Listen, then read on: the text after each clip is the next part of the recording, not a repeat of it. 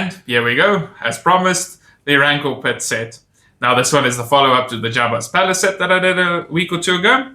And the cool thing with this one is it showed back then where LEGO really cared, and even though this set came out a year later, it was planned alongside with the Jabba's Palace where the two sets can fit together. And a little bit later, in the review part, I will show how they actually do fit together. But just for this set on its own, look, there wasn't quite crazy things you could do with a massive Rancor Pit. And I think because the plan and idea was always going to be there to put Jabba's Palace on top, it did restrict this one a little bit. So you do have sort of like your structure just going around the side, and it's got the openings, obviously, so that you can kind of twist and turn and how you would like and show off your Rancor Pit if you're just showing this one alone.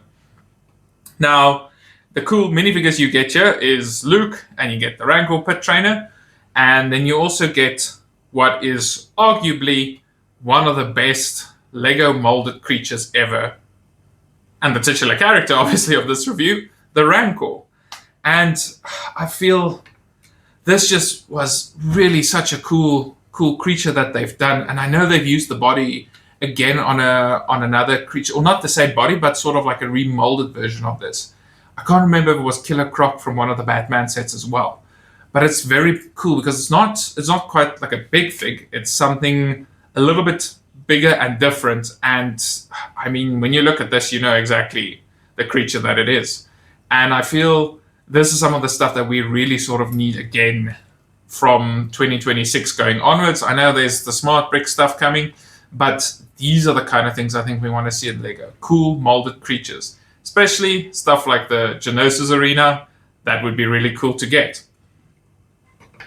Now, I've spoken a lot about this set, but I think you guys just want to see close up and see how everything works, so let's quickly do that. So the Rancor Pit itself has 4 sides. Now, this side here has just some tools here for the Rancor Keeper, just to make sure it is well looked after and fed. And there's a bucket with a chicken bone in there, but I think it prefers something a little bit more piggy-like. Then turning it around to this side, you can see this is sort of like one of the main display points you want to put it at. And then one of the Rancor's previous victims, unfortunately.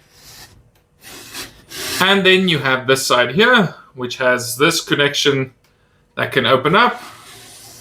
And then when you look inside, you've got a skeleton hiding there.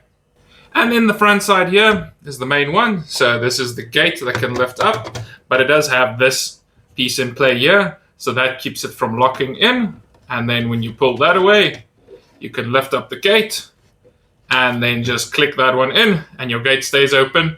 And then obviously that gives you the play feature where you can, as Luke, drop it on top of the Rancor. And unfortunately, that's the end of it.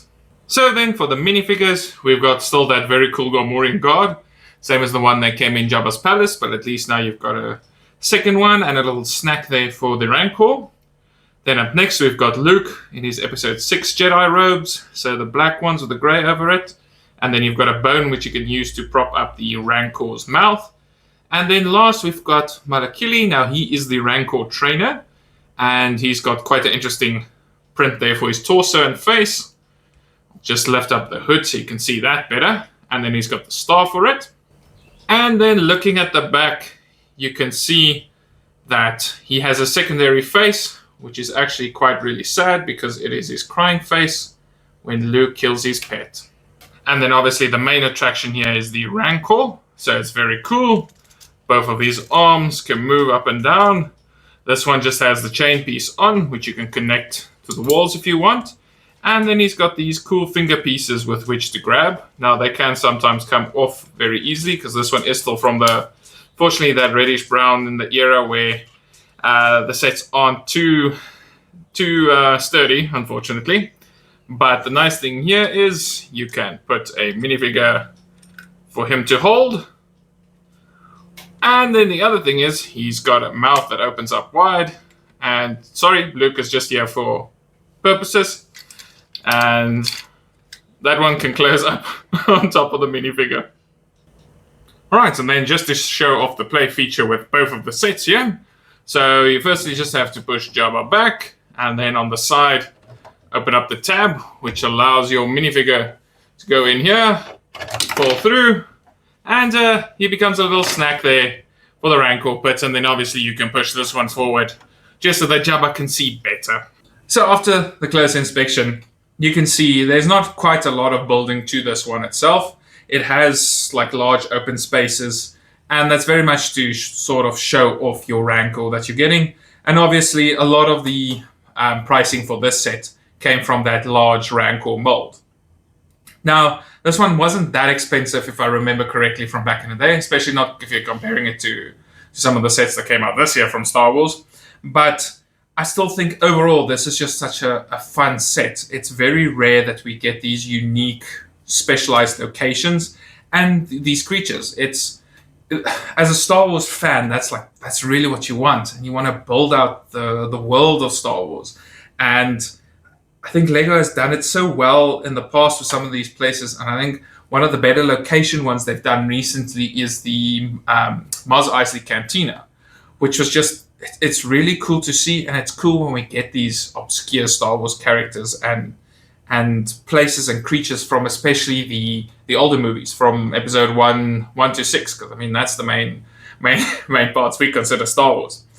But I think overall the nice thing is that this one fits with your Jabba's palace. So when you have those two together, when you're younger and you would play with this, you have a lot of playability and cool functions and features to go with. As an adult Star Wars fan, you're getting something from Return of the Jedi, a very cool scene, a complete part, cool creatures, cool characters. It's just chef's kiss. But that is just my thoughts on this set. Let me know in the comments below if you think Star Wars should make more of these ones going forward, and if you think we'll be seeing something in 2026. But like and subscribe if you're enjoying these reviews, and then we'll catch you for the next one. Goodbye.